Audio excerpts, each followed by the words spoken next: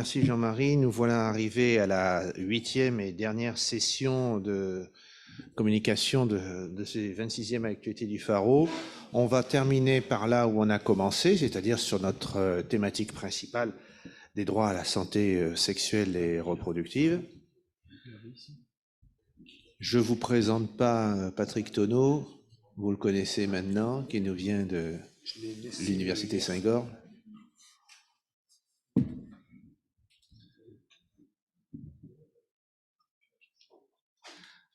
Donc on va écouter successivement le professeur Patrick Tonneau de l'Université Saint-Gorre. Je vous les présente, comme ça vous saurez à qui vous avez affaire, qui est gynécologue obstétricien de formation, maintenant enseignant. Après, nous aurons Madame Florence Delcher, qui est là, et je vois son PowerPoint, on changera de répertoire, mais il est là, donc il n'y a pas de souci.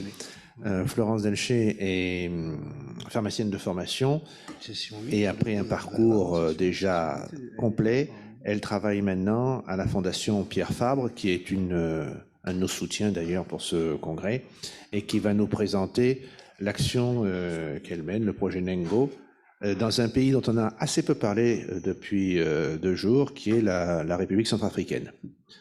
En troisième intervenant, nous aurons, alors là, c'est un honneur, hein, le professeur Nouhou Hassan.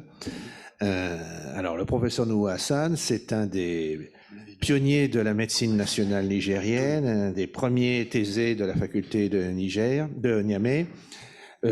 Après en avoir été élève, il en a été le doyen. Il est professeur d'anatomopathologie, ancien ministre de la Santé de son pays. Vous voyez qu'aux Actus du Pharo, on ne se refuse rien. Il est là, et je vois que ça comme aussi dans le répertoire, j'ai pas de souci.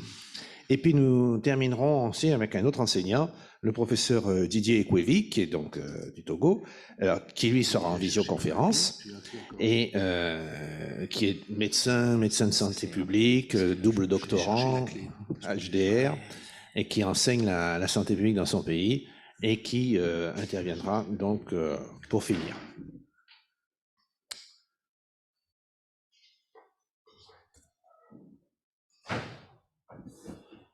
Patrick a eu tellement de soucis hier quand il était président de session que c'est normal qu'il ait un petit peu de soucis maintenant en tant qu'orateur. Je peux faire une petite, peut-être j'en profiter pour faire quelques petites annonces. Oui, alors, vas-y, oui. Je vais gagner du temps comme ça sur la cérémonie de finale. Voilà, d'abord, on a gagné un peu de temps. Je sais qu'il y en a qui ont des trains à prendre. Et puis, 2 jours et demi, c'est quand même dense, hein, pour ceux qui ont l'habitude. En plus, c'est une reprise en présentiel, donc on a perdu un peu les habitudes. C'est pas comme derrière l'écran. Non, d'abord, je voulais continuer à vous remercier de votre présence. Et puis, on remercie des internautes qui ont été quand même très fidèles. On a eu une moyenne de 50 internautes. C'est pas forcément ce qu'on attendait. On espérait un peu plus, mais c'est pas très grave. Voilà, Patrick revient.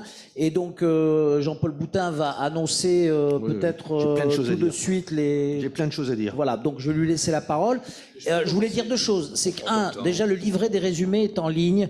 Il est téléchargeable sur le site, vous avez le papier, mais en fichier sur le site Calameo. Hein, bon, je vous renverrai le lien. Voilà, donc ça c'est la première chose. La deuxième chose, c'est que pour celles et ceux qui veulent, je sais qu'il y a certains confrères qui m'ont demandé des attestations de présence ou de communication, il n'y a aucun souci. Donc, faut me faire un mail, je vous les fournirai, elles seront en PDF, signées, tamponnées, tout ce qu'il faut. Il y en avait dans les pochettes, mais peut-être que vous voulez des choses plus particulières par rapport à ce qui a été affiché, donc n'hésitez pas. On fera d'ici la semaine prochaine le suivi de ces actualités, et je laisse la parole à Jean-Paul Boutin pour quelques annonces. Voilà. Alors, moi j'avais prévu de parler de 4 points pour clôturer, donc je vais en aborder un maintenant. D'abord, je voudrais présenter mes excuses à toutes nos consoeurs et à toutes nos collègues filles, femmes qui sont ici, parce que ce congrès est quand même placé sur les droits à la santé sexuelle et reproductive. Dès la première conférence inaugurale, Madame Galrenier nous a bien montré quelle est la place de la femme et des droits de la femme dans cette thématique. Or, je dois bien reconnaître qu'au terme de ce congrès, nous n'avons pas évité quelques discriminations. Ainsi, par exemple, sur les 5 orateurs, oratrices qui n'ont pas pu faire le déplacement, il y a 3 femmes. Donc, c'est une surreprésentation. On peut se demander pourquoi elles ont été victimes. Et puis, on a eu hier matin un certain nombre d'incidents techniques majeurs qui ont perturbé le déroulé hier matin. Qu'elles soient à Dakar ou à Paris, c'était que des filles qui ont été brimées. Donc, vraiment, on n'a pas été complètement à la hauteur.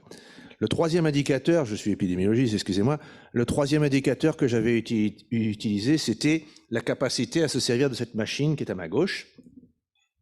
Et là, je dois reconnaître que les hommes n'ont pas été brillants sur l'utilisation du pad. Hein, on n'a pas été bon.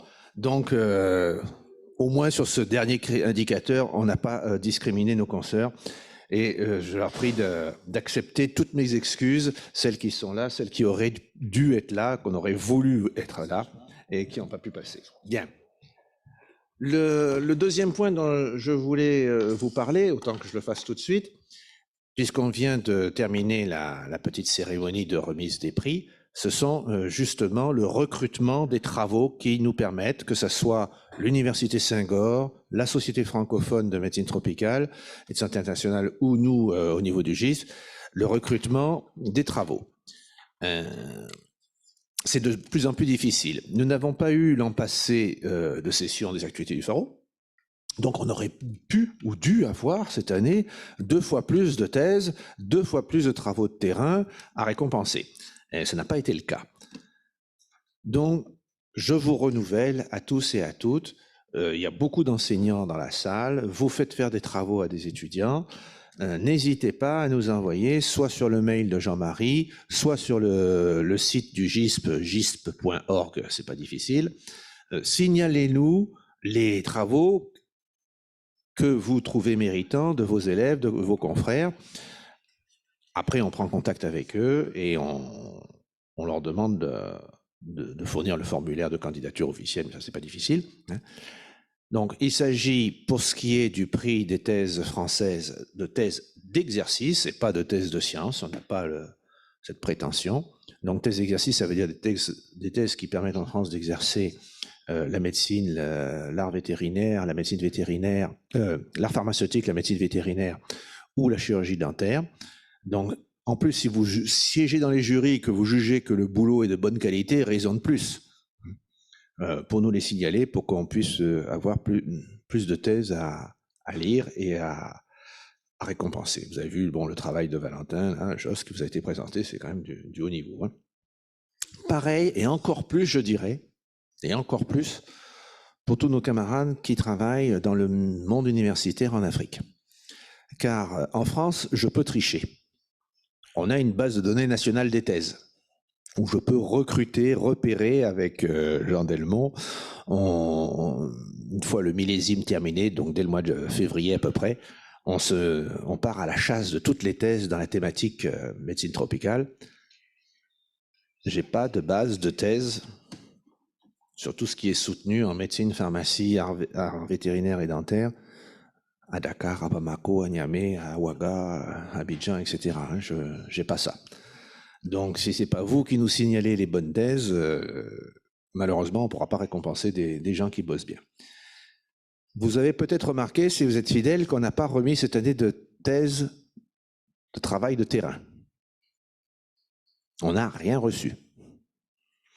Alors le travail de terrain, c'est un mémoire de master, c'est un mémoire de licence pour certains, un diplôme de fin d'études d'infirmier, travailleur de la santé, des choses comme ça.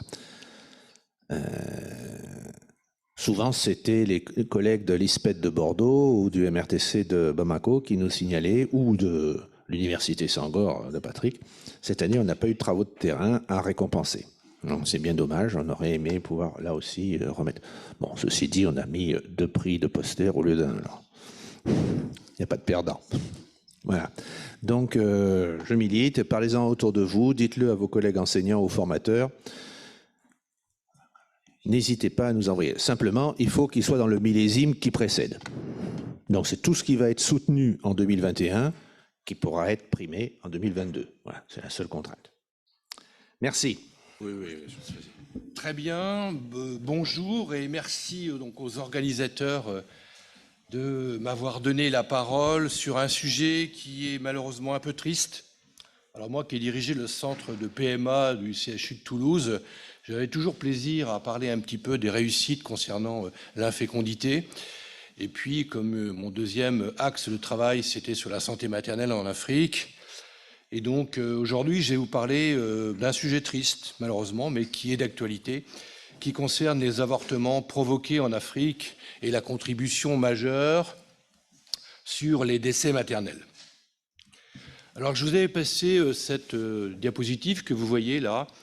Donc, c'est Antananarivo, vous la reconnaissez. Et puis, l'an dernier, il y a eu un article retentissant dans Le Monde qui disait que dans cette ville, la première contribution des décès maternels, à plus de 60%, c'était les avortements provoqués clandestins à Antananarivo.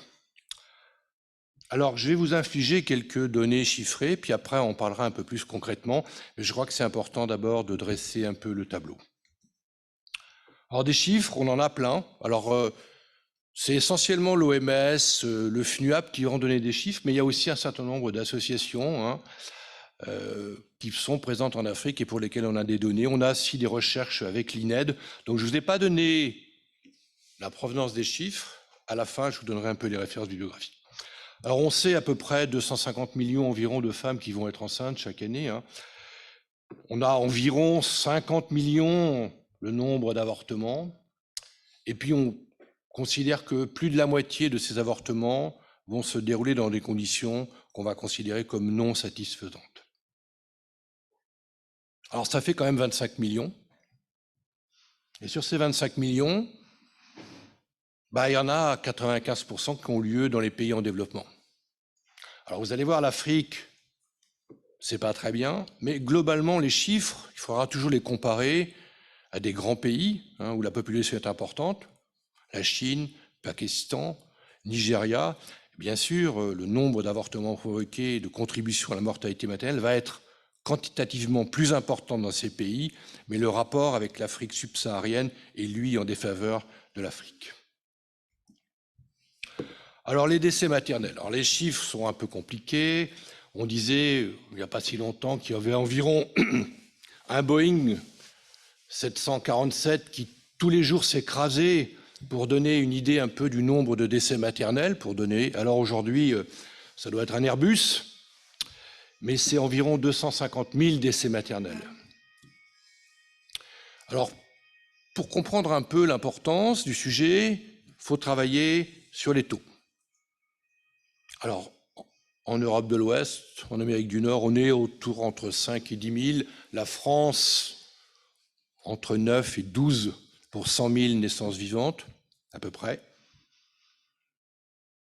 Centrafrique, Mali, Tchad, on est à 500 pour 100 000 naissances vivantes. Alors ça, c'est des chiffres. Alors moi qui suis épidémiologiste, ça, les chiffres, c'est bien, mais j'ai envie de calculer une probabilité. Alors, elle n'est pas très sympathique, c'est une probabilité de mourir du fait d'être enceinte. Un peu triste, quand même. Alors, chez nous, on peut dire qu'elle est de 1 sur 10 000 environ. 0,001%, 0,00 plus même. Eh bien, en Afrique de l'Ouest, on peut changer un peu de pays, mais globalement, ce sont un peu les mêmes. C'est un risque sur 25. Alors, on va travailler aujourd'hui un petit peu sur la relation entre cette mortalité maternelle et les avortements. On va plutôt se focaliser sur l'Afrique. Alors, on est toujours sur des estimations. Autour de 20 000, je dirais le nombre de décès maternels directement liés à l'avortement. Ça peut paraître relativement peu important. Mais finalement, c'est 1/10 du nombre total de ces décès maternels dans le monde. Alors ensuite, on va aborder un sujet qui est souvent assez peu connu, ce sont ce qu'on appelle les grossesses non planifiées. Alors ce sont les grossesses pour lesquelles finalement l'adolescente ou la jeune femme n'a pas vraiment décidé, n'a pas vraiment choisi d'être enceinte. On verra un petit peu quelles sont les contraintes qui vont l'amener à être enceinte. Et ce sont ces grossesses non planifiées, ce sont celles qui vont être les pourvoyeuses, si je puis dire, des avortements et des avortements provoqués et des décès maternels. Alors bien sûr, on a un taux élevé, la fécondité en Afrique, elle est très élevée. Et puis en Afrique subsaharienne, la grossesse qu'on va dire non planifiée, celle qu'on ne choisit pas, c'est le plus élevé au monde. 1 sur 10, elle arrive sans qu'on soit vraiment pourvoyeuse et décideuse de la grossesse. On va revenir à des chiffres. Alors sur ces 20 millions de grossesses là qui sont non planifiées, non prévues, non autorisées, non voulues, il y en aura la moitié qui vont se terminer par un avortement. Alors on a essayé d'estimer avec l'OMS, quand j'ai dirigé le centre collaborateur OMS, le nombre d'avortements qui ont lieu en Afrique. C'est extrêmement difficile, parce que ce n'est pas une déclaration facile. Parce que d'abord, vous allez le voir, les avortements, ils n'ont pas lieu dans les hôpitaux. Ils n'ont pas lieu dans les cliniques. Première fois où j'ai travaillé en Guinée, finalement, heureusement, avec moi, j'avais un démographe qui m'a dit si tu veux compter les décès maternels et les avortements, c'est pas l'hôpital. Parce que les jeunes adolescentes ou les femmes, elles ne vont pas venir à l'hôpital pour ces grossesses qui sont indésirées. C'est à l'extérieur qu'il faut les trouver.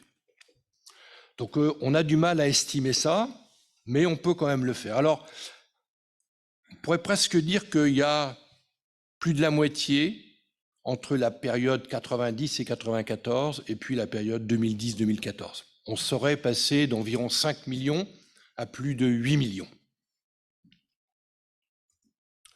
Alors, l'avortement, c'est quelle population ? Alors, les enquêtes un peu qualitatives, et on y reviendra, sont sûrement les enquêtes pour lesquelles on a le plus d'informations. Alors, elles sont difficiles, il faut réunir des groupes de femmes, il faut les faire parler, il faut les mettre ensemble, il faut être soi-même une femme pour les interroger, et c'est compliqué, mais quelque part, on arrive à obtenir finalement des informations. Alors, il y a 3 groupes de populations qui sont concernés. D'abord, c'est les adolescentes, c'est ce que j'appelle les femmes jeunes. Qu'est-ce qu'on a comme information qui peuvent expliquer ça? L'allongement de la scolarisation, qui va de fait avec un recul de l'âge au mariage, donc une exposition à la possibilité d'être enceinte. Il y a un échec de contraception. La contraception, elle existe, elle est mal utilisée. Et puis il y a l'urbanisation, qui va donner un peu la possibilité, l'information aux adolescentes. Et puis, il y aura moins de contraintes, finalement, pour essayer d'utiliser, d'avoir des rapports sexuels. On a vu qu'il y avait des différences entre eux lorsqu'on est à Bamako, et puis lorsqu'on est en province, on n'a pas du tout les mêmes genres. Ensuite, la deuxième population, ce sont les femmes adultes et les femmes plus âgées. Alors, c'est quoi? Il y a eu 7 grossesses, il y a eu une fausse couche, il y a eu une hémorragie délivrance, elle n'est pas décédée. Et puis cette dame, elle n'a pas envie d'avoir la 9e grossesse. Et elle va avorter.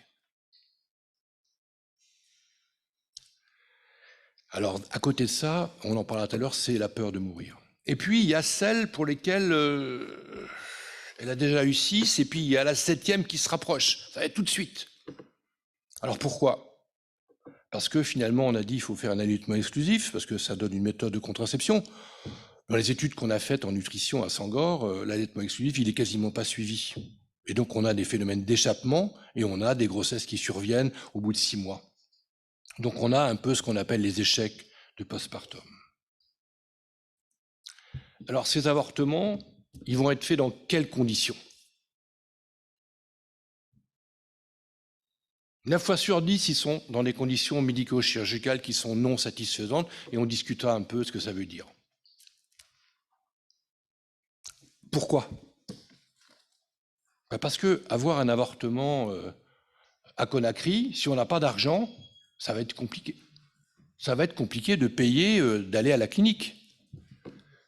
Et si on habite finalement dans l'extrême nord, à Marois, eh bien, on ne pourra pas, parce qu'il n'y a pas la restriction, elle est géographique. Lorsqu'on a fait d'études sur la mortalité maternelle dans la province de l'extrême nord, au Cameroun, il y avait 2 millions d'habitants, il y avait un seul gynécologue obstétricien. Et puis, bien sûr, on y reviendra, il y a des restrictions légales qui vont amener les femmes à subir les conditions non satisfaisantes des avortements. Alors, quelle pratique sur l'avortement? Alors, je ne vous ai pas imposé les photos dramatiques qu'il y a dans les services de chirurgie le lundi matin à Dantec ou ailleurs, parce que je crois que ça n'a pas d'objet. Les conditions sont, ouvrez les guillemets, sanitaires et techniques non satisfaisantes. Les locaux, c'est insalubre. Et qui les fait finalement? C'est facile, hein. Lorsque vous demandez à un groupe d'adolescentes qui a confiance, qui sait qu'il n'y aura pas de pénalisation, où est-ce que demain, à Bobo, on peut avoir un avortement clandestin? Tout le monde sait. Tout le monde sait, presque. Donc c'est qui? Ce sont globalement les personnels paramédicaux. Parce qu'ils ont les locaux, souvent, puis ils ont aussi un petit peu les instruments. Alors le misoprostol, autant il est en augmentation l'utilisation dans les pays d'Amérique latine, à part moi qui en amène dans ma valise quand je vais en Afrique, il n'y en a pas, ou très peu. Alors ces mêmes avortements, qu'est-ce qui va se passer? Quelles vont être les complications? Il y a environ 2 millions de femmes africaines qui seront traitées peu ou prou pour des complications. Alors ça, on arrive à le savoir, parce qu'elles vont aller dans les services d'urgence, elles vont aller dans les cliniques, et lorsqu'on regarde un peu les admissions, alors les admissions, ce n'est pas pour avortement, ça va être pour une complication, pour un délabrement vaginal, on arrive à avoir une estimation. Alors, il y a un très beau papier qui vient de sortir ici, qui est fait dans une revue qui n'est pas très connue, qui regarde un petit peu l'utilisation finalement de la médecine de rue et des avortements chez les adolescentes. Et on voit qu'il y a une pratique extensive des adolescentes qui vont se procurer des médicaments. Alors c'est peut-être pas du misoprostol, mais elles vont utiliser une panoplie de médicaments et donc on a des intoxications majeures, des perforations utérovaginales. Ça, c'est le parti somatique. Mais lorsqu'on interroge les femmes un peu plus âgées, qui ont eu recours presque toutes à des avortements, qui ne sont pas décédées, il y a des conséquences psychiques majeures. Elles considèrent qu'elles ont été meurtries, elles gardent des séquelles, et puis une peur d'avoir de nouveau une grossesse. Donc ce n'est pas simplement, pour moi, il y a des décès, mais on considère que la morbidité liée aux avortements provoqués, elle est beaucoup, beaucoup plus importante. Alors, quelques mots, bien sûr, sur la législation. Alors, quand j'étais à la PHP, je ne sais pas si j'ai eu la chance, mais en tout cas, j'ai co-dirigé un centre, ce qu'on appelle d'IVG. Puis je me disais, finalement, au bout de quelques années, mais j'ai toujours le même nombre, finalement, d'interruptions volontaires de grossesse. Je crois que ça reste, je dirais, une donnée incompressible. Il y aura toujours des femmes, des couples qui souhaiteront ne pas donner suite à la grossesse. C'est partout dans le monde. Quel que soit le contexte législatif, l'avortement continuera à exister. Alors on considère, le chiffre, je ne sais pas s'il est vraiment tout à fait juste, taux d'avortement de 40 pour 100 000 femmes, pour 1000, que l'avortement soit interdit ou permis par la loi. Alors qu'est-ce qu'il en est en Afrique? C'est pas bon.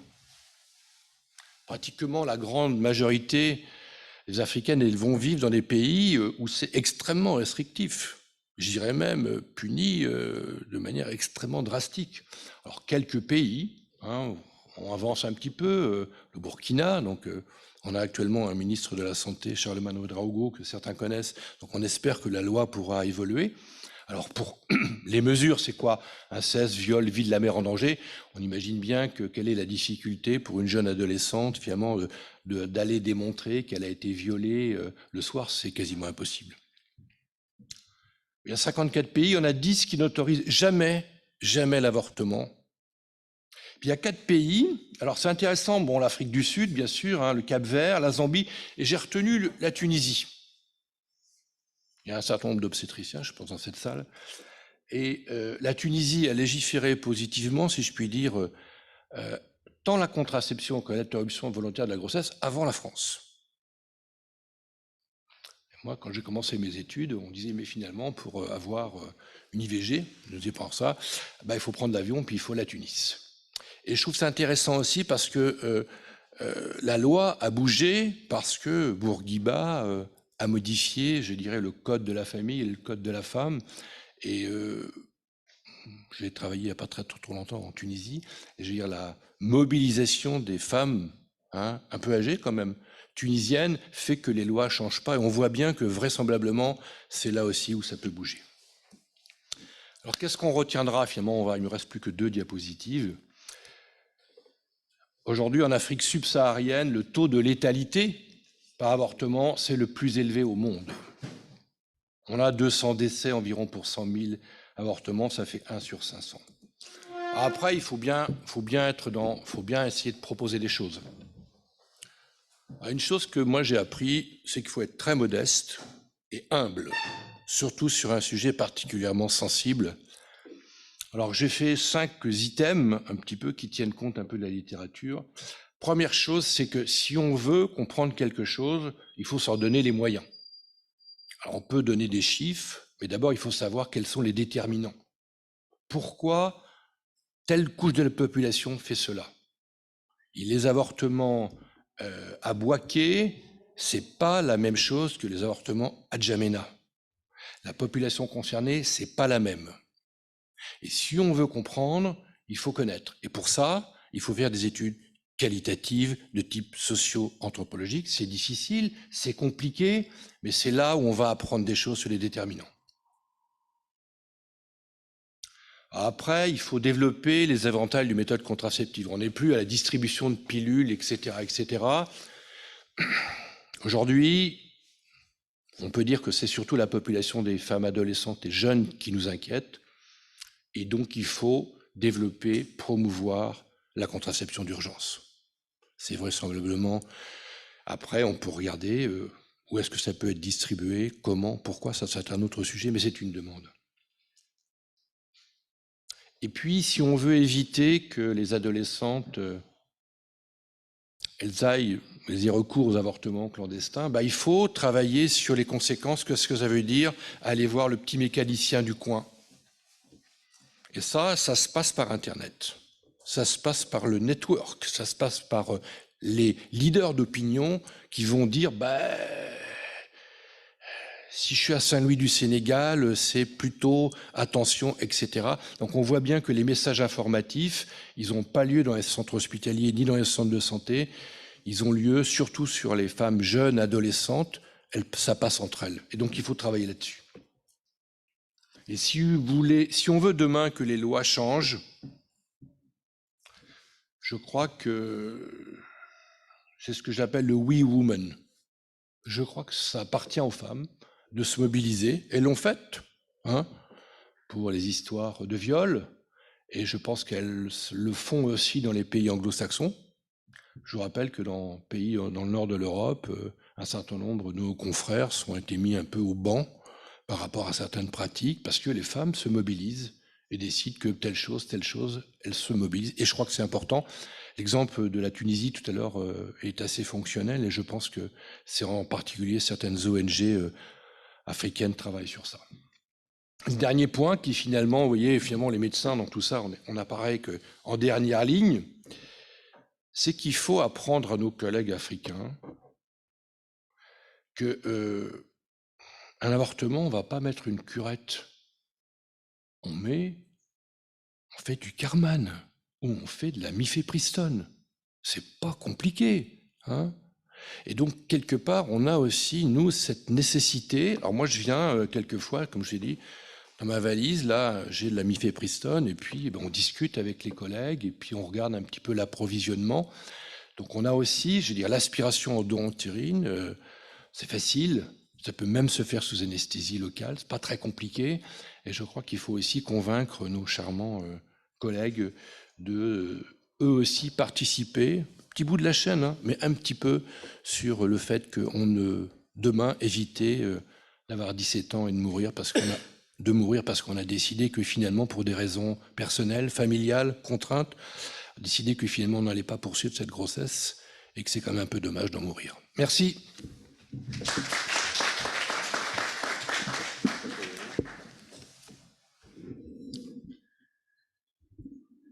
Merci Patrick. En plus, quel timing. Parfait. Merci. Florence Delcher, si vous voulez, je ne sais pas si on dit Delcher ou Delcher, excuse-moi. Delcher. Si vous voulez descendre pour nous présenter le projet Nengo. Merci beaucoup. Alors, Monsieur Boutin, vous vous êtes excusé auprès des femmes en introduction. Je pense que s'il y avait bien un point où vous auriez pu vous excuser, c'est la remise des prix, très masculine.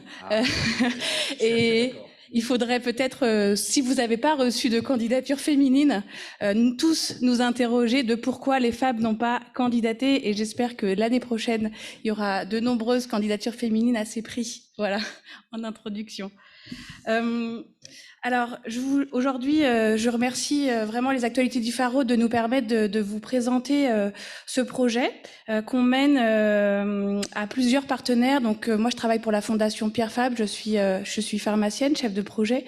Et la Fondation Pierre Fabre, elle est chef de file d'un consortium pour la mise en place d'un projet de prise en charge des victimes de violences sexuelles et basées sur le genre à Bangui, en République centrafricaine. Et donc, on accompagne le docteur Mukwege, spécialiste de la prise en charge de ces victimes, à répliquer en fait son modèle dans d'autres zones de conflit et notamment la Centrafrique. Alors le projet qu'on mène s'appelle le projet Nengo, qui veut dire dignité en sango et qui a pour slogan Salasipasitilo à Gangangutilo, qui veut dire en sango transformer la souffrance en force. Donc c'est un projet que l'on mène à plusieurs partenaires, donc la Fondation Pierre Fabre en chef de file avec la Fondation Dr Denis Mukwege, la Fondation Panzi, l'Institut francophone pour la justice et la démocratie, et c'est un projet qui est cofinancé entre la Fondation Pierre Fabre et l'Agence française de développement.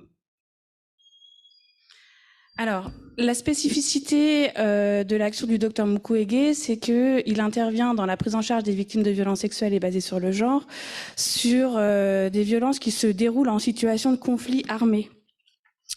Alors, je voudrais juste rappeler les caractéristiques de ces viols avec extrême violence qui sont utilisés finalement comme une arme de guerre pour détruire les communautés. Ce sont des viols qui sont méthodiques, c'est-à-dire que ce sont des viols collectifs et publics avec de la torture et de l'esclavage sexuel.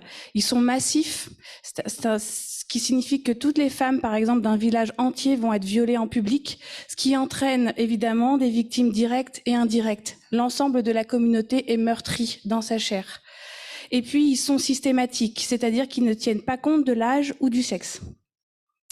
Ce qui a un impact dévastateur dans la société puisque cela entraîne un déplacement massif de la population, une réduction de la démographie, une destruction du tissu économique de toute cette société et puis une destruction du tissu social au niveau familial et communautaire puisque quand vous voyez votre propre fille violée par votre fils, le papa ou la maman peuvent avoir énormément de mal à s'en remettre et toute la communauté aussi puisque les viols ont souvent lieu en public.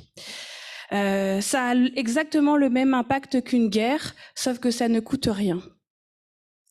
Alors, la hausse du nombre de cas de victimes de violences basées sur le genre en 2020 par rapport à 2019 a énormément augmenté. C'est lié à plein de facteurs et ça a augmenté partout dans le monde. Ça a augmenté lié à l'augmentation du nombre de conflits. Ça a augmenté suite à l'augmentation du nombre de mouvements de population qui sont liés à ces conflits. À la Covid-19, il y a eu un certain nombre de présentations qui ont été faites en faisant le lien aussi entre violences sexuelles et Covid-19. Ça a été aussi le cas en France. Et puis, en fait, le chiffre, il augmente, mais il augmente aussi parce qu'il y a une intention particulière qui est portée à ces violences. Ce qui fait que peut-être que les chiffres que l'on a sont en fait de plus en plus proches de la réalité, puisque de plus en plus de structures s'y intéressent et communiquent ces chiffres.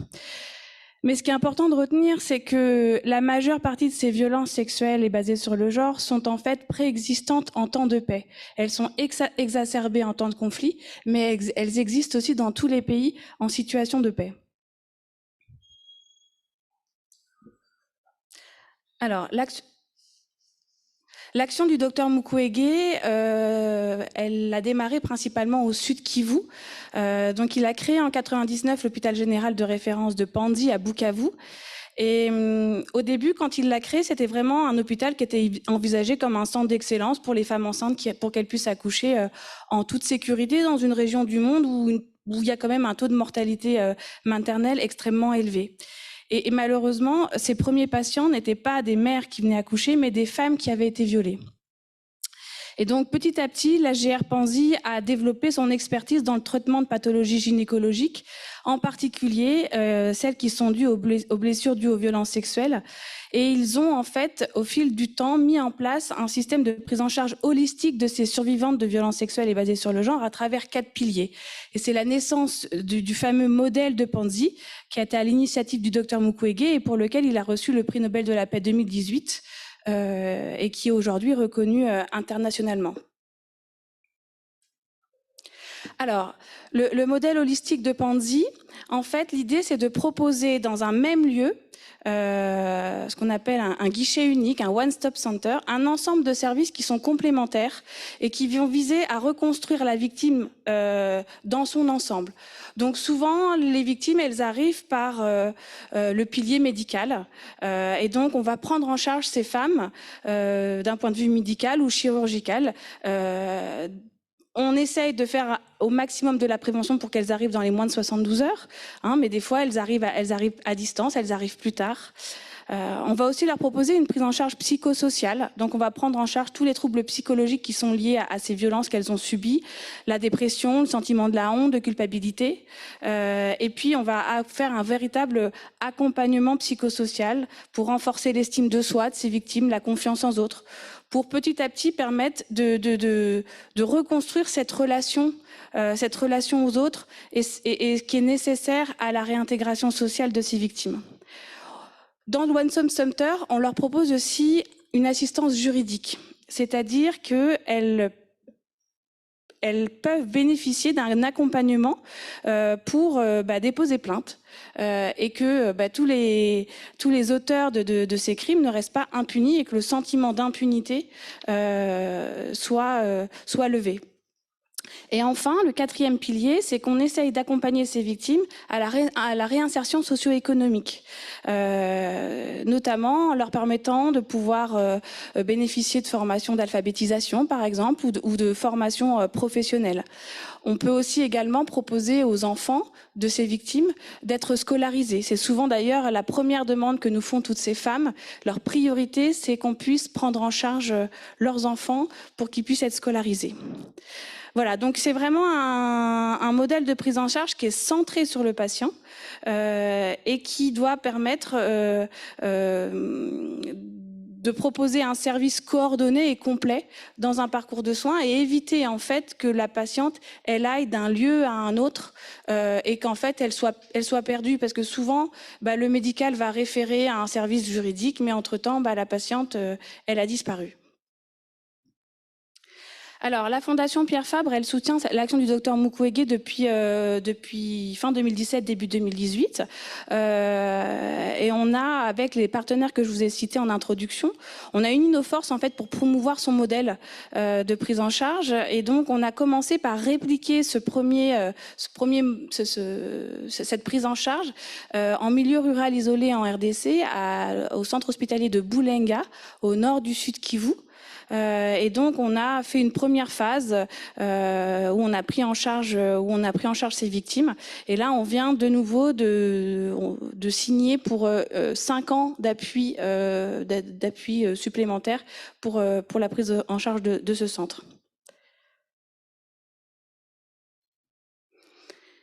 Et puis depuis 2019, on a des discussions avec l'AFD qui a souhaité nous soutenir dans la réplication de ce modèle. Et donc, on a démarré un projet de prise en charge des victimes de violences sexuelles, donc ce fameux projet Nengo, depuis 2020, donc à Bangui, où on a mis en place ce centre de prise en charge holistique. Alors, l'objectif, c'est de permettre de prendre en charge les victimes pour le moment à Bangui et des provinces si elles peuvent être référencées, mais c'est un vrai obstacle puisque en fait, vous voyez la carte du ministère des Affaires étrangères de la Centrafrique, tout est rouge. C'est encore un pays en conflit dans une grande majorité du territoire, et donc il est encore difficile d'aller accéder pour faire venir les victimes jusqu'à Bangui. Et puis le projet, il a aussi tout un volet, évidemment. Vous parliez tout à l'heure d'agir sur les déterminants des causes. Et donc, effectivement, on essaye de prévenir les violences sexuelles, d'informer, de sensibiliser toute la communauté. Alors, le profil de ces victimes à Bangui, elle est un petit peu différente qu'en RDC, parce que c'est pas tout à fait le même contexte. En fait, pour le moment, on a majoritairement des victimes qui sont liées à des violences dites domestiques, c'est-à-dire que les agresseurs sont issus du cercle proche de la victime, de type famille par exemple ou communautaire. Et ça, c'est un vrai frein pour porter plainte, parce qu'en fait, elles ont peur des représailles dans leur propre communauté, dans leur propre cercle familial. Alors, à la différence aussi de l'hôpital de Panzi à Bukavu, où le docteur Mukwege, en fait, il a créé cette prise en charge coordonnée au sein d'un même établissement. À Bangui, on a souhaité s'appuyer sur des structures déjà de référence nationale qui faisaient déjà de la prise en charge de victimes de violences sexuelles, mais pas de manière holistique. Donc on s'est appuyé sur 2 acteurs qui existent déjà. L'Association des femmes juristes de Centrafrique, qui est en fait la première porte d'entrée du centre et qui propose actuellement aux femmes et aux hommes d'ailleurs victimes de violences sexuelles la prise en charge juridique, judiciaire et puis la réinsertion socio-économique. Et au niveau du centre hospitalier de l'amitié sino-centrafricaine, dans le service de gynéco-obstétrique et de la maternité, on y a mis la prise en charge médicale, bien sûr, et psychologique. Et en fait, tout le projet, toute la force de ce projet, c'est vraiment de faire un transfert de compétences sud-sud entre les acteurs congolais, l'expertise du docteur Mukwege et les acteurs centrafricains. Et c'est vrai que un des facteurs clés de la réussite, c'est la capacité de résistance en fait aussi des équipes congolaises qui elles travaillent aussi déjà dans des conditions très difficiles. Donc finalement, il y a un partage de réalité qui est commune et qui fait que c'est un partenariat sud-sud qui fonctionne très bien parce que les aidants et les aidés partagent au quotidien aussi la même réalité. Et puis l'objectif du projet, c'est de vraiment aussi ancrer les acteurs, ancrer le projet auprès des acteurs institutionnels et des ONG pour faciliter le référencement des victimes vers et depuis le projet Nengo. Alors, je vais essayer de vous l'illustrer. Je vous propose donc de m'accompagner à Bangui et vous présenter une petite vidéo qui va vous montrer en images ce qu'on fait.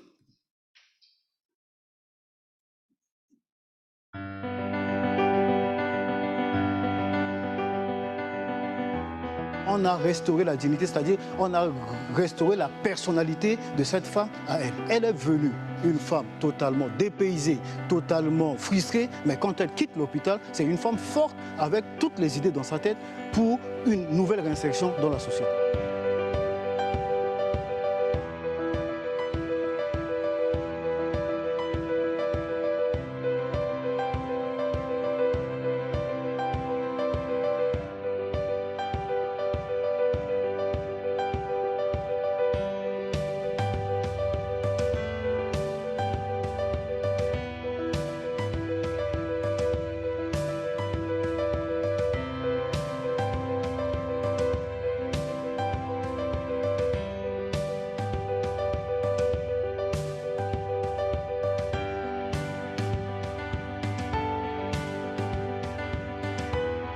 Yesu nzapare kengala migasi mi wa pose nengo si aga sauver mbina yati shoni Yesu miti dame nzapare ke a sauver mbida etiam bas mi ape so ina bas mi duti sans problème.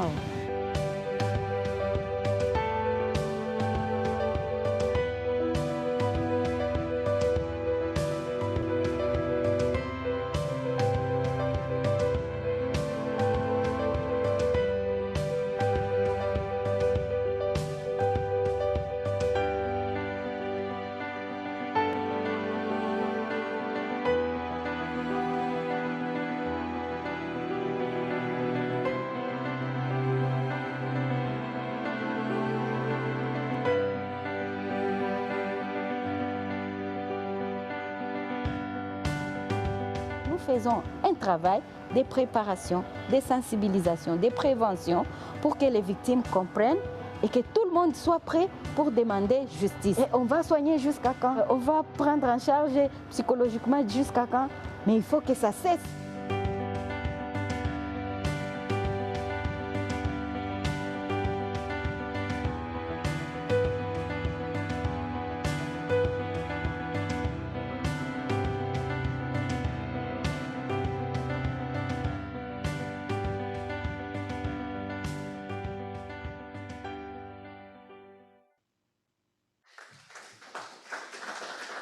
Alors, juste pour terminer, donc effectivement, vous l'avez vu, ce projet, il est financé par l'AFD, par le fonds MINCA. Alors, c'est pas Muscoca, le fonds MINCA qui est dédié à tout ce qui est projet pour la paix et la résilience.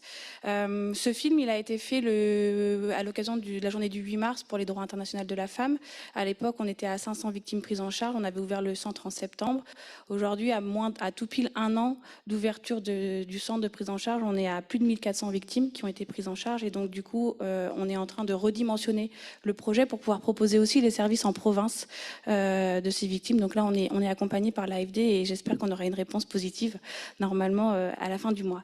Juste pour vous rappeler, les principaux types de violences sexuelles et basées sur le genre, telles qu'elles sont définies en RCA. Donc une violence sexuelle basée sur le genre, c'est le viol, c'est l'agression sexuelle, c'est l'agression physique, ça concerne le mariage forcé, tout ce qui est déni de ressources, d'opportunités ou de services, et les violences morales, psychologiques et émotionnelles. Et dans le cadre du projet Nengo, on prend en charge effectivement aussi les femmes vulnérables qui souffrent de fistules, de prolapsus ou qui ont été excisées. Alors juste quelques chiffres rapides des premiers patients qu'on a pris en charge. 90% sont des femmes quand elles viennent, qui viennent nous voir. Donc on essaye de faire en sorte de sensibiliser aussi les hommes. Mais la difficulté, c'est effectivement, comme je vous l'ai dit, la prise en charge médicale, elle se fait au niveau du service de gynéco-obstétrique de la maternité. Et ça, c'est un obstacle. Donc on y réfléchit, on essaye de voir comment ce service peut être aussi plus accessible pour les hommes.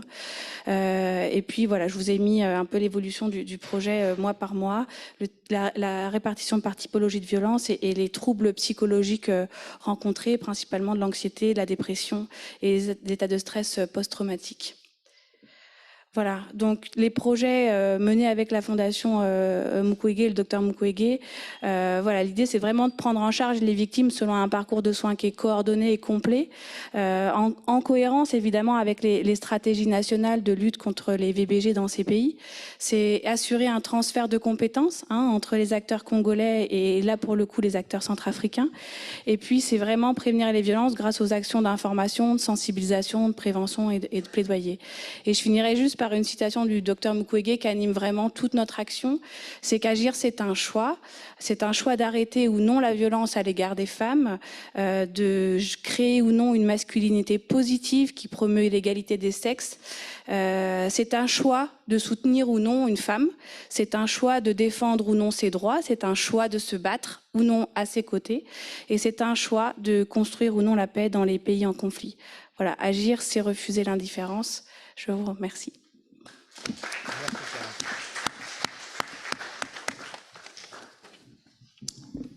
Merci pour cet exposé et merci d'avoir tenu les temps. J'appelle maintenant donc le professeur Nouhou Hassan, s'il veut bien venir.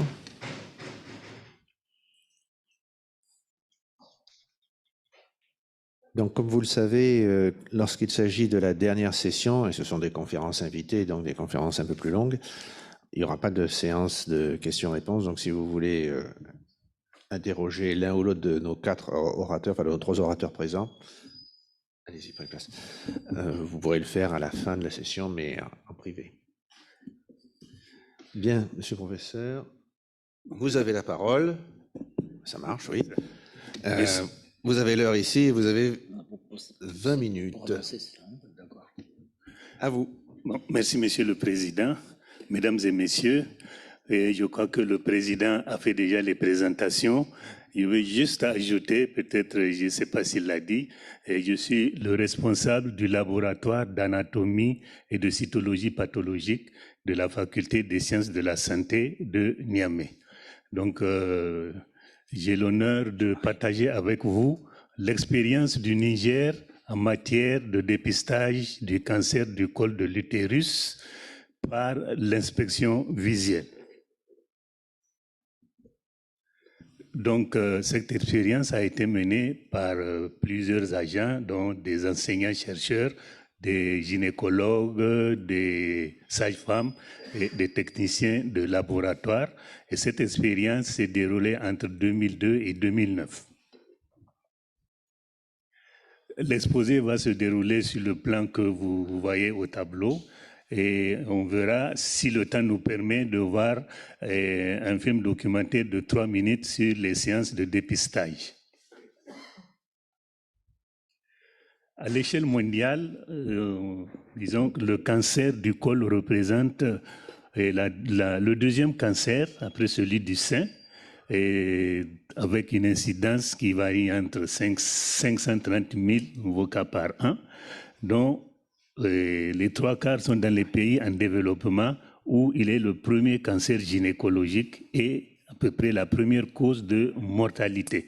Il constitue un problème de santé publique. Et ceci par manque de dépistage efficace. Et le cancer du col survient à un stade très tardif. Et pourtant, la connaissance de l'histoire du cancer du col utérin permet de stopper la survenue d'un cancer invasif qui est incurable.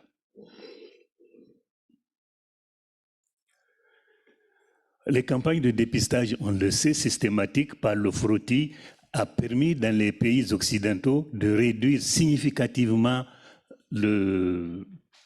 l'incidence du cancer du col.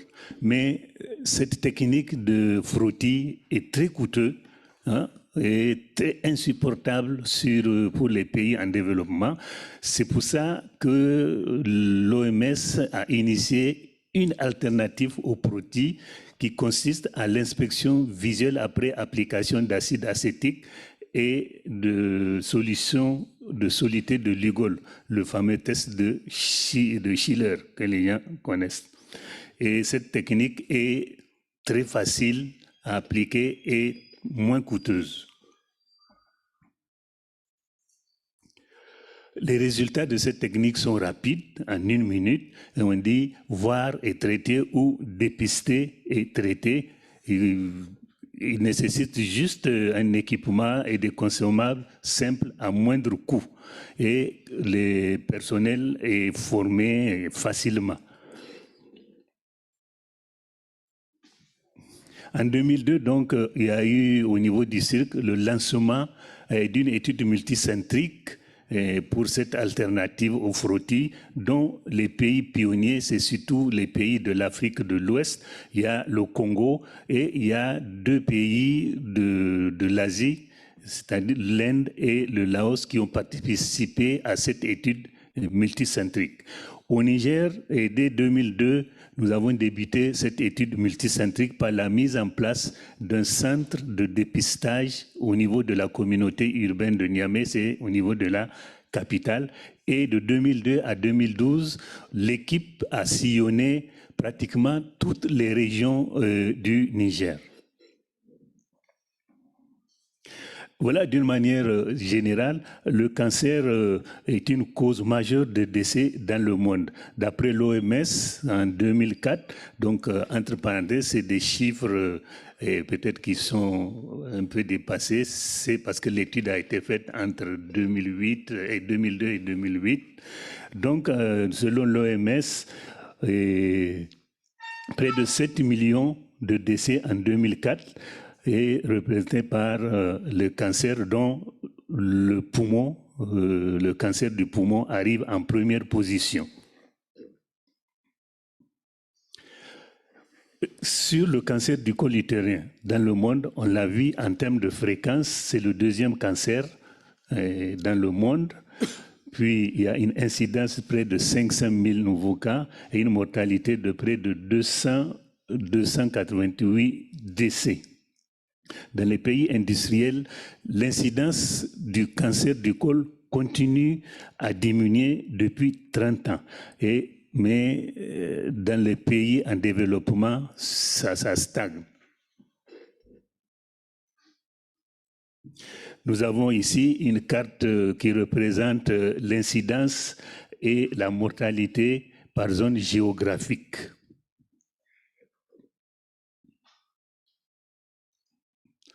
Donc ici, c'est l'incidence du cancer invasif du col utérin par zone géographique.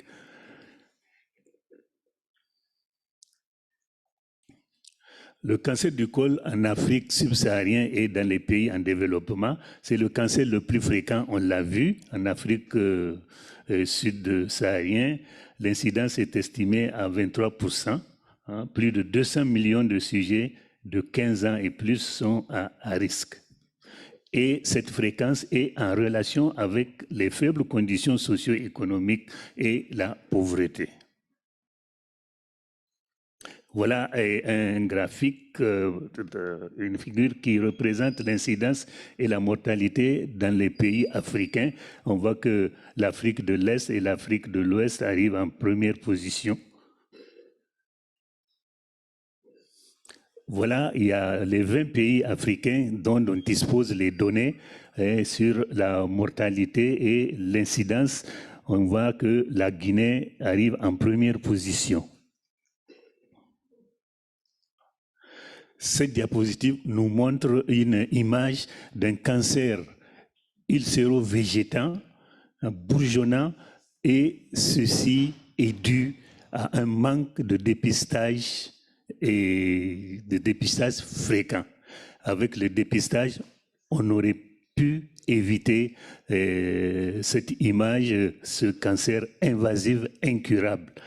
Et pourtant, l'histoire naturelle du cancer du col utérin guide le dépistage du cancer pour arrêter, pour stopper la survenue d'une telle image d'un cancer invasif.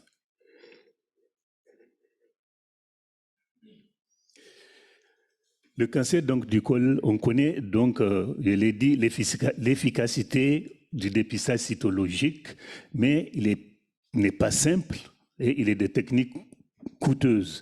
Donc, l'alternative au frottis, c'est l'inspection visuelle après application de l'acide acétique à 3% ou 5%, c'est le vinaigre, le vinaigre ordinaire.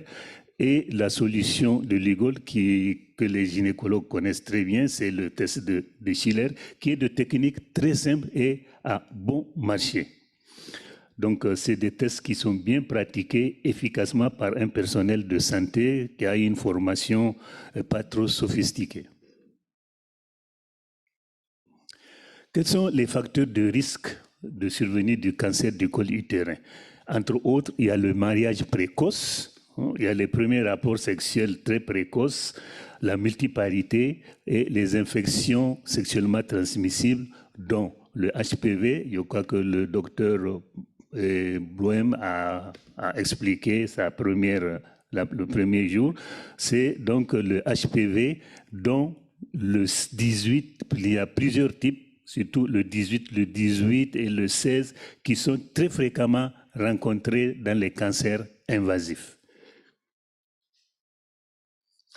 Le facteur de risque, un des facteurs de risque importants, c'est l'absence de frottis de dépistage. Le cancer peut être prévenu, donc il y a la prévention primaire, donc il faut informer les femmes comment on peut attraper le cancer entre guillemets et comment on peut l'éviter. Et il y a également la vaccination contre le HPV que nous avons suivi avec le docteur Blomen le premier jour. La prévention secondaire, c'est le dépistage qui intéresse surtout les sujets asymptomatiques. Donc, il y a plusieurs méthodes de dépistage. Donc, c'est lié, donc, sa logique découle donc de la connaissance de l'histoire naturelle du cancer, qui est donc un enchaînement d'événements réversibles ou irréversibles qui va aboutir à l'apparition du cancer du col. On dit que tout individu en bonne santé est quand même un malade qui s'ignore. Donc, l'histoire naturelle du cancer du col, on va le suivre. Donc, pour tous les cancers, le cancer ne vient pas d'un jour à l'autre. Il y a tout un processus multi-étapes. Et au cours de ce processus, par le dépistage, on peut stopper. Pour ce qui est du cancer du col de l'utérus, donc c'est un rythme de progression des lésions qui continue, qui va aboutir d'abord à des lésions dysplasiques, puis au cancer intraépithélial, jusqu'au cancer invasif. Il y a 3 grades, le CIN1, le CIN2 et le CIN3, qui est pratiquement le cancer in situ. Donc, voilà l'histoire naturelle brièvement schématisée. Le col normal, il est infecté, donc il y a un changement lié au HPV. Ce changement peut être réversible ou progresser vers des lésions dysplasiques légères qui peuvent être réversibles ou alors progresser vers des dysplasies sévères ou dans le cancer in situ qui peut être des dysplasies sévères qui peuvent être réversibles ou progresser vers le cancer invasif qui est irréversible. Donc voilà, j'ai schématisé l'histoire naturelle de l'infection HPV. L'évolution de ces lésions dysplasiques. Donc le CIN, c'est la lésion légère qui peut évoluer vers le CIN2 ou le CIN3 dans l'espace de 7 à 10 ans. Et le CIN2, la dysplasie modérée ou dysplasie sévère, c'est des lésions qui peuvent évoluer vers le cancer invasif dans l'espace de 10 à 15 ans. Donc, vous voyez, avec le dépistage, dans l'espace, une femme qui se fait dépister régulièrement, dans l'espace de 7 ans, un moment, on va dépister et on va la guérir. Ce sont les méthodes de dépistage, donc j'ai dit qu'il existe plusieurs, le frottis cervical, le frottis cervico-vaginal, on en a dit, l'inspection visuelle également, et il y a le test à HPV qui est de haute technologie, et l'autre l'a présenté, le test d'hybridation. Mais l'important de tout ça, c'est qu'après un premier test, il faut qu'il y ait un contrôle, soit 1 an, ou 2 ans après. Sinon, scientifiquement, je crois que c'est pas tellement valable. Parce que la femme, vous la dépistez et puis c'est fini, il faut la revoir dans 1 an. Voilà les méthodes de dépistage schématisées, le frottis cervico conventionnel, l'inspection visuelle, l'hybridation pour le test de HPV. Donc voilà, méthode de dépistage par le frottis qui a fait ses preuves dans les pays occidentaux. L'alternative, c'est l'inspection visuelle. Donc on voit, le col prend une couleur. L'inspection visuelle, donc c'est le VIA, l'examen cervico-vaginal après application. Donc, et l'IVL, c'est l'application de soluté de Lugol. Plusieurs tests, donc ils sont plus complexes, c'est le test HPV, il est plus coûteux. Quelques iconographies, on va avoir quelques iconographies en tant qu'anapathe.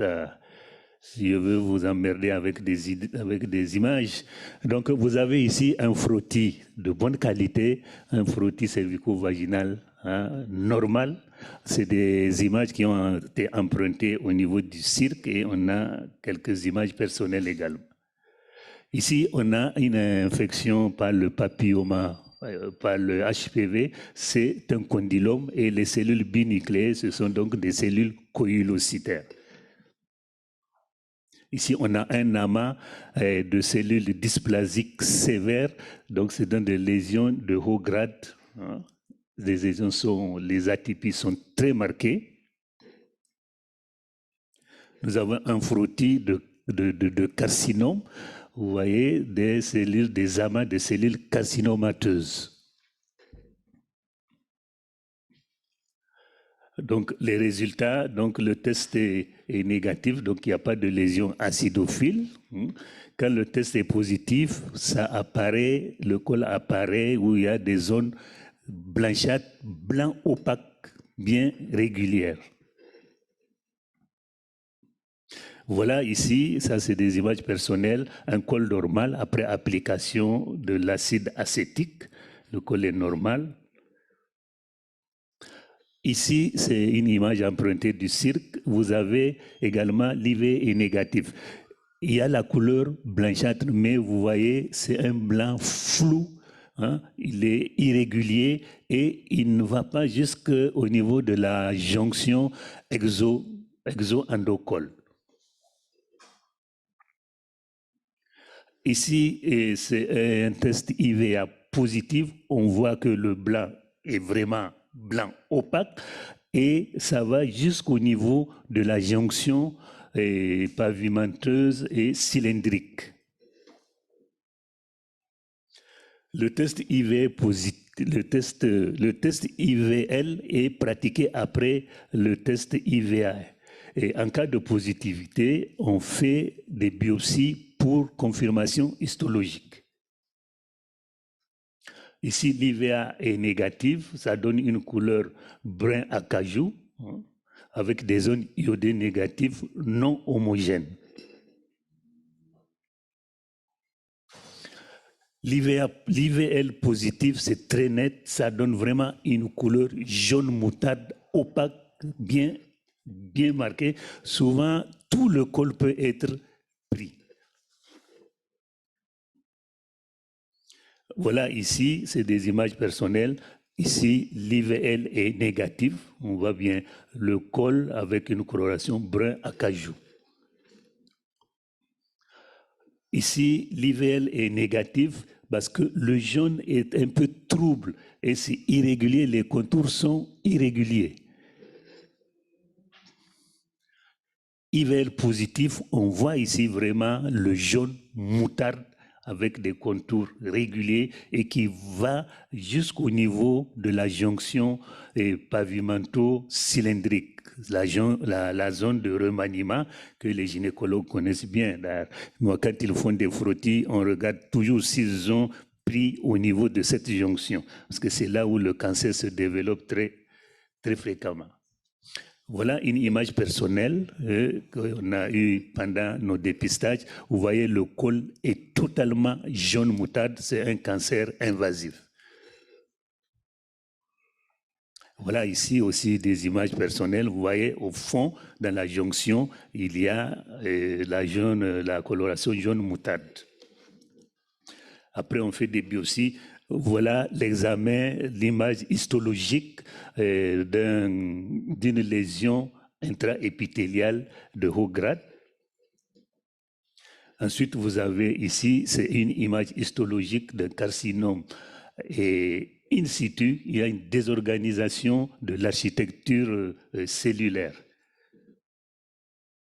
Ici, on a une image d'un carcinome micro-invasif. Mais il semble que l'OMS préfère qu'on dise carrément cancer invasif parce qu'à ce stade, il peut déjà avoir des métastases parce que des amas de cellules sont dans la sous-muqueuse où il y a de la vascularisation.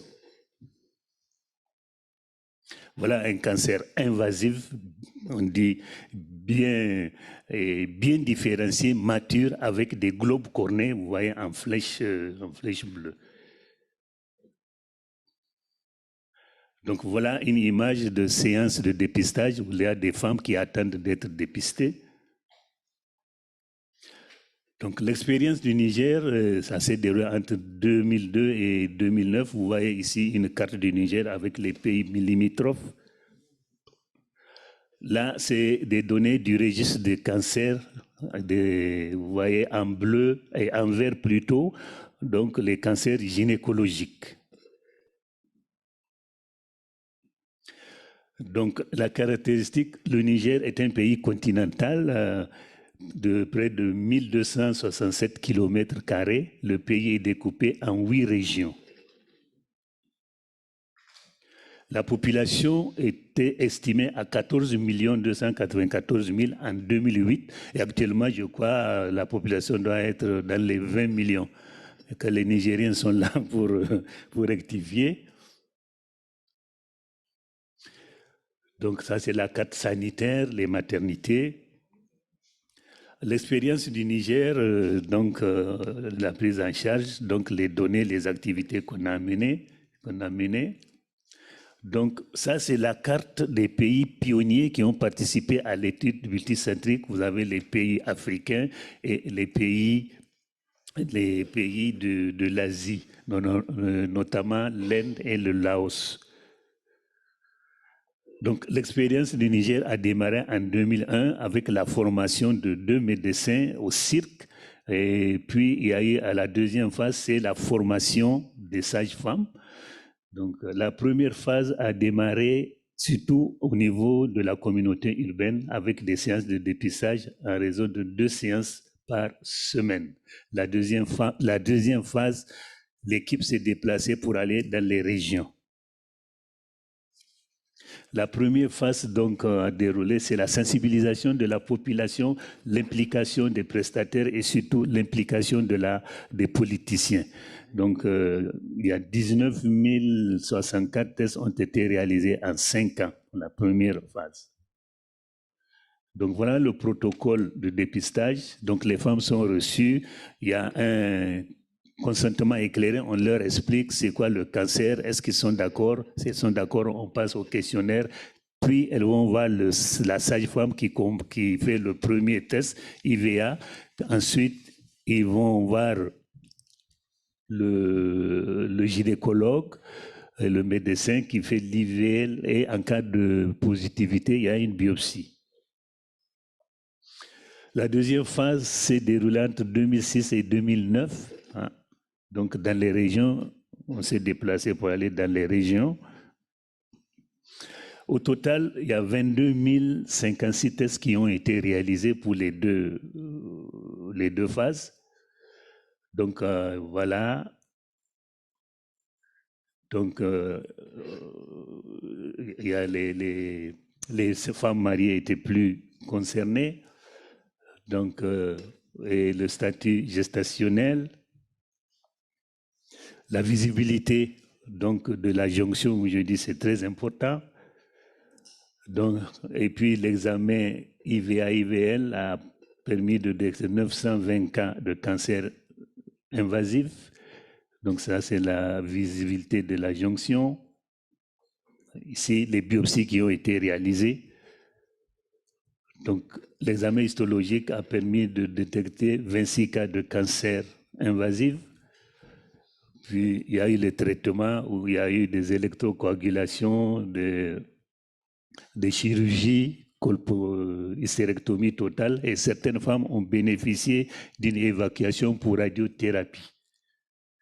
Donc voilà, la sensibilité, la spécificité des IVA et des VL sont bonnes dans les pays pionniers.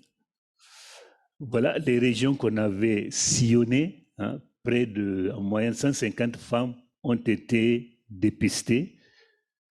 Voilà la carte qui représente vraiment en rouge toutes les régions que nous avons visitées pour ce dépistage. L'expérience a fait l'objet de thèses. Donc voilà les résultats des thèses. Voilà. De la communauté urbaine, on voit que les femmes de 15 à 19 ans sont majoritaires. Donc l'examen histologique a permis de détecter des carcinomes invasifs avec souvent des lésions associées. Donc c'est ça. L'âge des cancers invasifs, c'est entre 40 et 49 ans. Donc les régions. Voilà, on a une pièce d'hystérectomie totale pour cancer. Et quand on a fait l'examen histologique, on a vu qu'il est associé à des œufs de bilharzie. Quels sont les acquis après cette expérience? C'est l'implication des autorités quand même politiques, avec les prestataires, la perspective, disons globalement, ce qu'on souhaite, c'est de poursuivre le dépistage dans les autres centres et surtout, pouvoir faire le contrôle après chez celles qui ont été dépistées, parce que une fois n'est pas coutume, nous allons remercier quand même tous les partenaires, en particulier le GIPS, pour l'invitation pour qu'on puisse partager l'expérience. Et nous voudrions quand même porter une mention spéciale au docteur Jean Louret. Peut-être les gens ne connaissent pas. C'est lui qui a mis en place le Centre national de recherche médicale et sanitaire, et surtout, il a été l'ancien directeur de thèse de l'étudiant M. Nou Hassan, qui est en face de vous. Voilà quelques séances de dépistage. Donc, voilà, après le dépistage, les femmes ont des kits les agents ont des kits pour qu'elles fassent le dépistage dans leur centre. Ici, l'équipe nationale, les membres de l'équipe nationale, et pour montrer l'implication du politique, après le président de la République, c'était le feu Tanja, a reçu l'équipe de dépistage.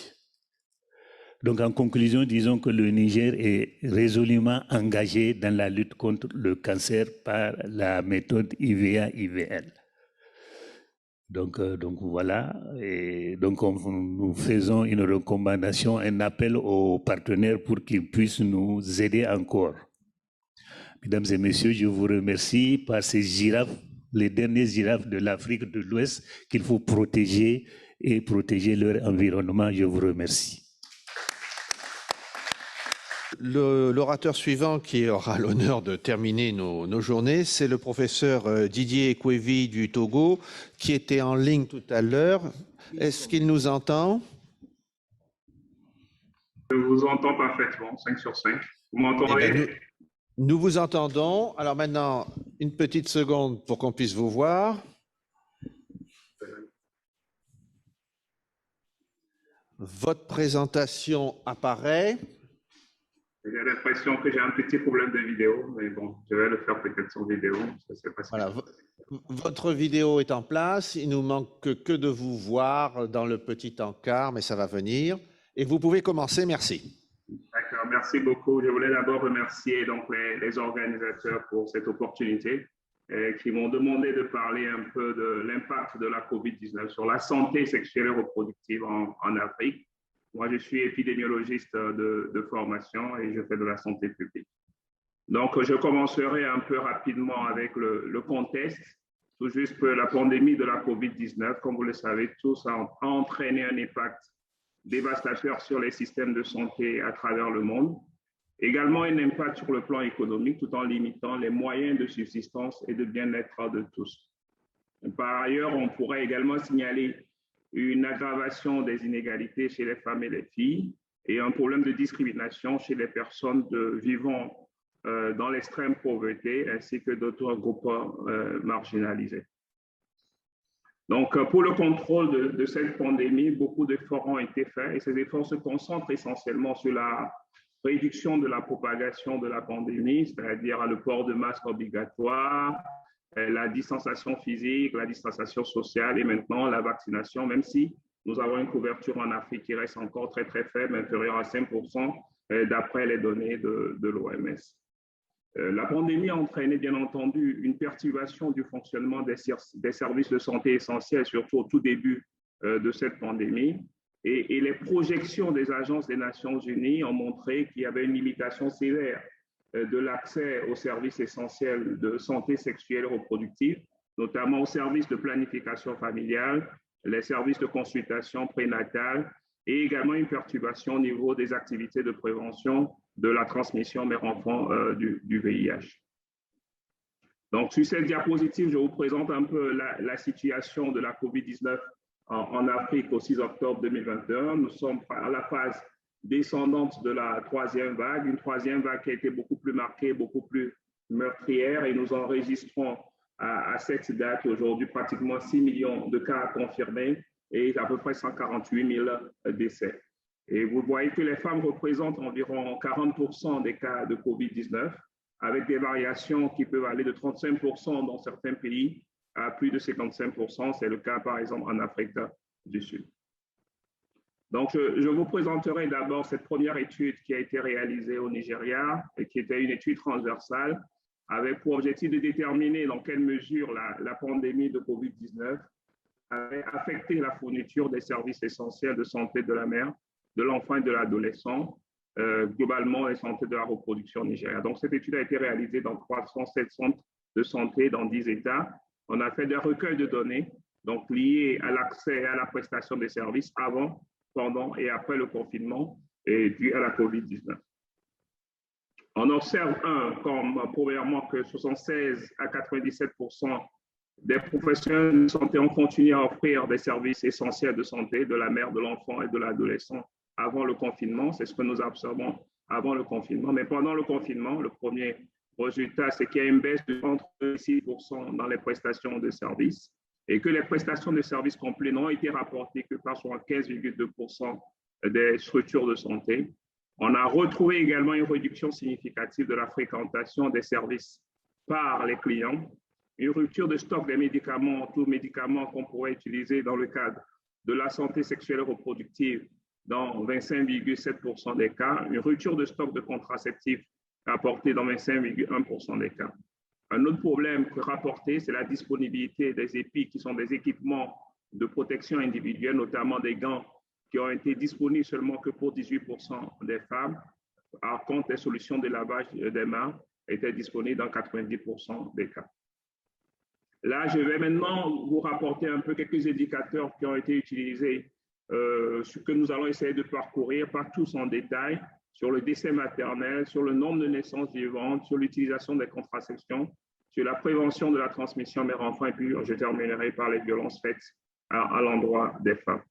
Sur les décès maternels, c'était donc une étude de modélisation qui a été d'abord réalisée dans les pays à ressources limitées et à ressources intermédiaires, avec comme hypothèse que la pandémie de la COVID-19 va entraîner une perturbation généralisée des systèmes de santé, une réduction à l'accès à la nourriture. Et le premier scénario montrait que si nous avons une réduction de la couverture entre 10% et 18%, et une augmentation de la malnutrition de 10% sur 6 mois, c'est à peu près 253 500 décès supplémentaires qu'on retrouvera chez les enfants et à peu près 12 000 décès maternels supplémentaires. Et je ne présente pas tous les scénarios, mais le scénario 3 montrait également une réduction de la couverture de l'accès entre 39 et 51%. Et vous voyez qu'avec cette hypothèse, c'est pratiquement 1 million de décès d'enfants supplémentaires qu'on observera si cette réduction dure sur une période de 6 mois, et à peu près 57 000 décès maternels supplémentaires. Donc, ce qu'il faut retenir, c'est que, oui, la réduction des services de santé maternelle de seulement 9% à 18% va entraîner à peu près 12 200 décès maternels supplémentaires sur 6 mois, et ceci dans un article qui a été publié dans le Lancet Global Health. En ce qui concerne la diminution du nombre de naissances vivantes, des données ont été rapportées au Burundi et puis au Zimbabwe. Au Burundi, ce qu'on a noté essentiellement pendant et avant la période de Covid, c'est une diminution des accouchements non assistés. Donc, cette diminution a été estimée à peu près à 25 000, avec des naissances, avec des accoucheuses qualifiées qui sont passées de 30 826 en avril 2019 à 4 749 en avril 2029. Donc, une réduction des accouchements non assistés. Alors qu'au Zimbabwe, c'est quand même une diminution du nombre de naissances vivantes, que le nombre de naissances vivantes dans les structures de santé a diminué de 21%, et ceci est d'après les données de l'ONU. En ce qui concerne l'accès aux méthodes contraceptives, donc cette étude montre à peu près 7 245 femmes en Union qui ont été enrôlées dans cette étude. On a procédé à des entretiens téléphoniques au Burkina Faso, en République démocratique du Congo, au Kenya et au Nigeria. Et l'idée ici était de comparer les données pendant et juste avant la pandémie, donc une période de novembre 2019 et février 2020, puisque les premiers cas ont été rapportés pratiquement en Afrique vers la période de mars 2020. Le premier, donc, vous allez voir les données du Nigeria. L'étude a été réalisée au Lagos, Kenya, Burkina Faso et puis en République démocratique du Congo. On note assez bien qu'il n'y a pas eu une diminution avant et pendant la période pré-Covid, voire pendant la période Covid, en ce qui concerne les besoins d'une contraception. Et les seules données qu'on a pu voir où il y a une augmentation de manière significative de besoins de contraception, c'était à Lagos avec une augmentation de manière significative de besoins de contraception qui est passé de 74,5% à 80,3%. Par contre, en milieu rural, vous voyez comme le montre sur cette courbe qu'il n'y a pas du tout d'augmentation, de diminution de besoins d'une contraception. Quand on regarde maintenant l'utilisation de contraception, cette utilisation de la contraception parmi les femmes qui en ont besoin a augmenté de manière significative seulement en milieu rural. Et c'est beaucoup plus marqué essentiellement au Burkina Faso où on est passé de 30,7% du besoin d'utilisation à 48,1%. Au Kenya aussi, cette augmentation a été et est passé de 11,6% à 78,9%. L'utilisation des contraceptifs a été également documentée à partir au Burkina Faso, au Kenya, en utilisant des données longitudinales sur les femmes à risque de grossesse, donc avec une inclusion au Burkina de 1186 femmes et au Kenya de 2784. Avant la pandémie, on a fait une première mesure, pendant la pandémie, on a fait une deuxième mesure en mai et juillet 2020. Donc, ça veut dire que c'est tout au début de la pandémie. Qu'est-ce qu'on pourrait retenir de cette étude? Que la plupart des utilisatrices de contraceptifs avaient une utilisation soutenue, c'est-à-dire estimée à 68,6% au Burkina et 81,6% au Kenya. Par contre, très peu de femmes avaient arrêté la contraception, ce qui est quand même une bonne nouvelle pendant la pandémie, et cette proportion reste inférieure à 6% dans les deux pays, le Burkina et le Kenya. L'autre message, c'est que 4% des non-utilisateurs au Burkina Faso et 14% au Kenya avaient identifié la COVID-19 comme barrière à l'utilisation de la contraception. Et la COVID-19 a également eu des impacts sur la prévention de la transmission mère-enfant du VIH. Et on voit aussi ici qu'il y a une baisse de la fréquentation globale des établissements de soins. Des données rapportées dans 32 pays, notamment dans 502 établissements de santé provenant de 24 pays africains, avec une comparaison en deux périodes, c'est-à-dire la période d'avril à septembre 2019 et avril à septembre 2020, montrait une diminution de 5% des consultations prénatales et une diminution de 23% des consultations pour les enfants qui avaient moins de 5 ans. Et la conséquence de ces deux indicateurs qui diminuent, c'est qu'on aura une diminution très probable de l'accès des mères et des enfants aux services de santé essentiels. Et l'autre conséquence, ça sera forcément une hausse de la mortalité des enfants âgés de moins de 5 ans. Et quand on documente un peu les raisons de non-utilisation des services de santé essentiels, des services de santé, c'est avant tout la peur et la méfiance d'être infecté par la COVID-19 lors des consultations. L'une deuxième raison, c'est l'interruption des transports publics, surtout lorsqu'il y a eu des bouclages ou des cordons sanitaires autour des villes.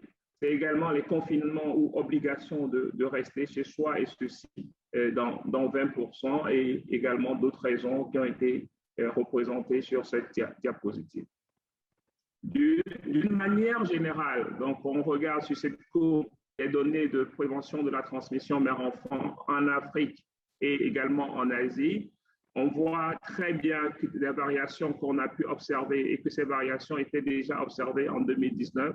On a quand même une baisse globale des activités de la prévention de la transmission d'enfants qui sont marquées en rouge, mais ceci moins en Afrique comparativement en Asie. Et en Asie, cette courbe rouge reste en dessous de ce qu'on pourrait observer en 2019. Le dernier indicateur sur lequel je voudrais insister, c'est la violence faite vers les femmes pendant la pandémie.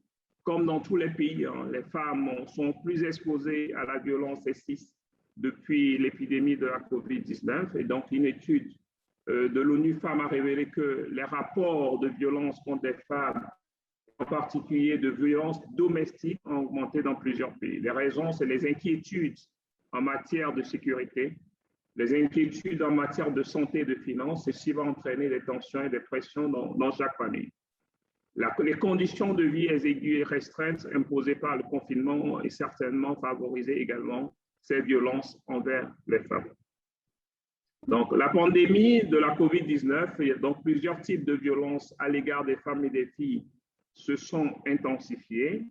Donc, il faut s'inquiéter que ceci menace d'annuler les gains acquis pour faire progresser l'égalité des femmes et l'autonomisation des femmes.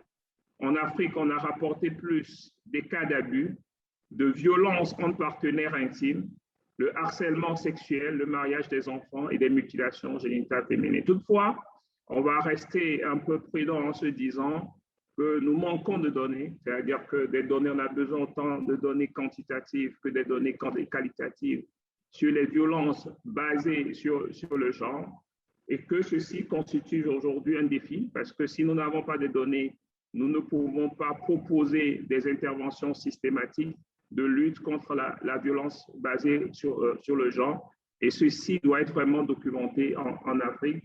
Et ça aussi, c'est quelque chose qui est très difficile pour nous de documenter. Pour terminer, je ferai une petite conclusion. La conclusion, c'est qu'en situation de pandémie, il est vraiment important d'anticiper sur la gestion de la santé sexuelle et reproductive. Les résultats sont à la fois contradictoires, parfois il y a eu des ruptures, parfois il y a eu des besoins. Pendant les urgences de santé publique, il faut anticiper pour disposer de stocks de sécurité pour les femmes, c'est-à-dire notamment les contraceptifs, que les accouchements puissent se faire dans de bonnes conditions et être assistés. Il faut maintenant, dès à présent, mener des réflexions sur le maintien des prestations de services, notamment sur la distribution des méthodes contraceptives pour éviter tout ce qui est grossesse non désirée pendant les périodes de pandémie. Il y a aussi l'obligation de maintenir des conseils pour répondre aux préoccupations des femmes pendant cette période de pandémie, comment la grossesse sera gérée, comment les infections sexuellement transmissibles sera gérées. Il n'y a qu'une seule façon de régler cela. Il faut une bonne volonté politique et une bonne planification. Donc voilà ce que je voulais vous partager avec vous sur l'impact de la COVID-19 sur la santé sexuelle et reproductive des femmes. Je vous remercie.